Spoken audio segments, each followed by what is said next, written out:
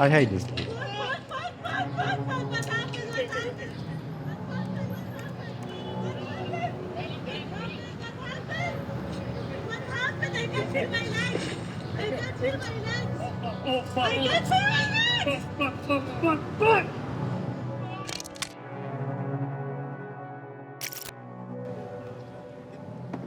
Ik heb afgesproken met 2 zeer ervaren oorlogscorrespondenten. We ontmoeten elkaar in het café van een collega die in 2023 om het leven kwam. You both have covered many different conflicts. Does it resemble any other conflict the way that this is going now? Here, right, I mean, it's just a different situation entirely in terms of the fact that now, you feel that you are the target, right? Before, in Ukraine, you can argue that, okay, any car that is approaching the front line will be a target. There's still an element of randomness to it.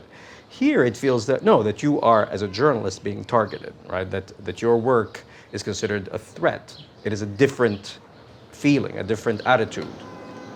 We are all experts. I went to Gaza, I went to Iraq, Libya, Yemen, everywhere.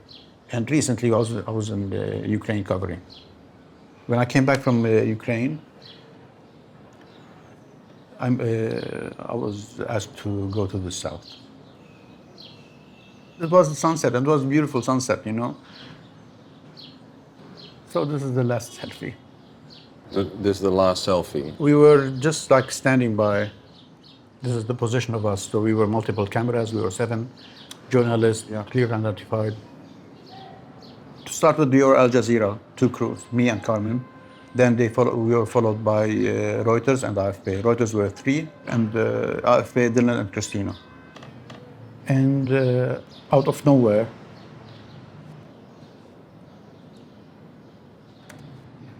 I hate this video.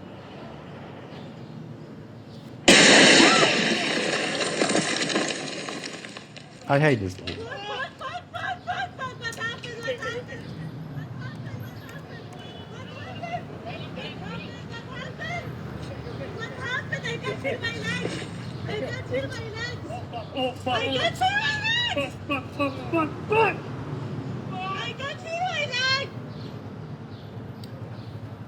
Who is shouting? This is Christina. Now she lost one of her legs. The other one is really bad injured. The moment we saw her, I was really shocked because the way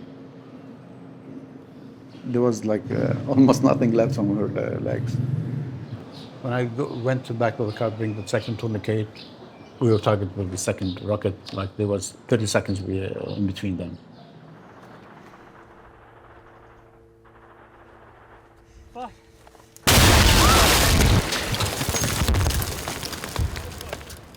Second rocket hit the car, and I was injured. The whole my left side was injured because the rocket was really close to me. I still remember the picture. My side, I saw him holding his phone with the press here, and the guy like blown up target to our side. Even parts of his body hit us. And we know that at the same time. At that moment, we know that he was gone.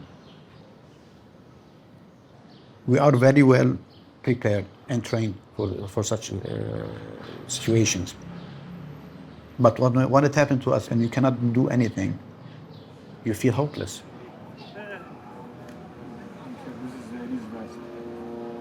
Why would 7 international journalists reporting for very renowned media be targeted deliberately?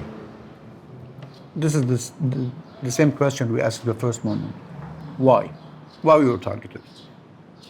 Don't want us to film? Okay, we are professionals. If there are any warning shots, we can understand. We will unpack and we will leave the area. Look, it was worth noting this happened on the 10th of October 2023. We are now in 2026, and we have seen hundreds of journalists that have since then been targeted, right? So back then, the questions you would ask are different than what you would ask now. Now it's clear that there's a policy involved, right? And the fact is that if you look at the result of that policy, it's clear, right? You have a chilling effect on reporting. I'll tell you an example for myself, right? Obviously, I'm an Arab. I have the certain coloration, right? When I go to areas, right, these days, I will, quite frankly, bring with me a white colleague. Honestly, I hate to say it that way, right? Because I fear that, if I'm just driving around on my own, they're like, okay, well, this is a tasty target and, Wow. Low risk, right? That's it's awful really to hectic. Yeah, it's awful to say, but this is the way it is, right? I mean, for lack of a better way of saying it, you're basically using a white man as a human shield or a white woman as which is awful to say, and it's awful to think in that calculation, but this has been forced upon us.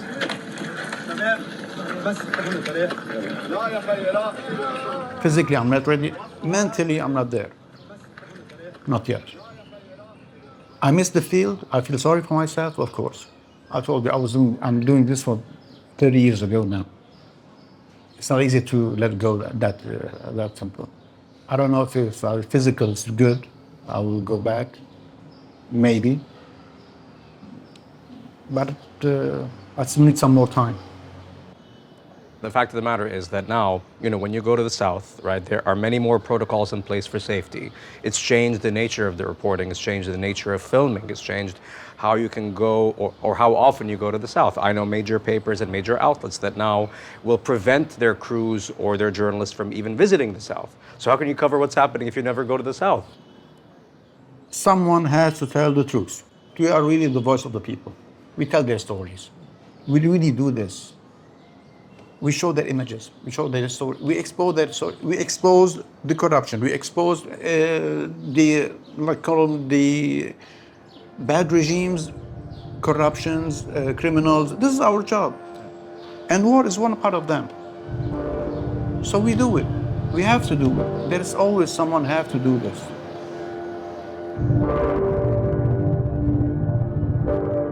Dat is dus het gevolg van 3 jaar oorlog.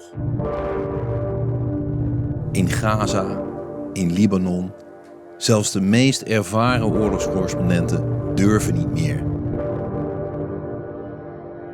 Als verslaggevers zelf het doelwit zijn geworden, sneuvelt de waarheid als eerste.